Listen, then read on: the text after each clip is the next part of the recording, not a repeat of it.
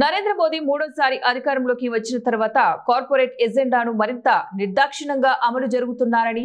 2025 November 21వ తారీఖు నుంచి కార్మిక రోడ్లను అమలు చేయడానికి పూనుకోవడాన్ని నిరసిస్తూ ఫిబ్రవరి 12న కేంద్ర కార్మిక సంఘాల ఆధ్వర్యంలో తలపెట్టిన దేశవ్యాప్త సార్వత్రిక సమ్మెను విజయవంతం చేయాలని ఏఐటీయూసీ జిల్లా ప్రధాన కార్యదర్శి సాంబశివ కోరారు.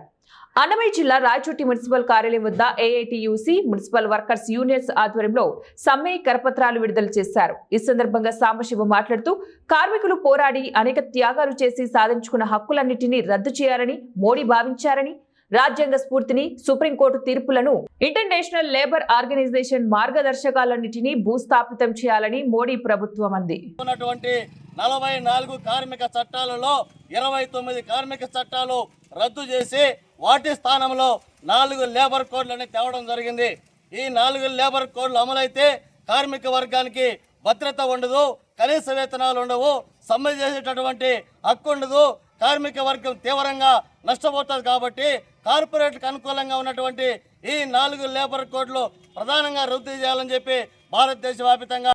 రెగ్యులర్ చేయాలని చెప్పి సమాన పనికి సమాన వేతనం ఇవ్వాలని, పెరుగుతున్న జనాభాకు అనుగుణంగా కార్మికుల సంఖ్యను పెంచాలని, anganwadi, ASHA, mid day meals scheme వర్కర్లందరినీ కూడా ప్రభుత్వ ఉద్యోగులుగా గుర్తించాలని, వారికి ఉద్యోగ భద్రత కల్పించాలని చెప్పి ప్రభుత్వ రంగ సంస్థల నుండి ప్రైవేటు పరం చేయకుండా ప్రభుత్వ రంగ సంస్థలను ప్రభుత్వమే నిర్వహించాలని, కడపలో ఉక్కు పరిశ్రమ ఏర్పాటు చేయాలని, విశాఖ ఉక్కు పరిశ్రమను ప్రభుత్వ రంగ సంస్థలను కాపాడాలని చెప్పి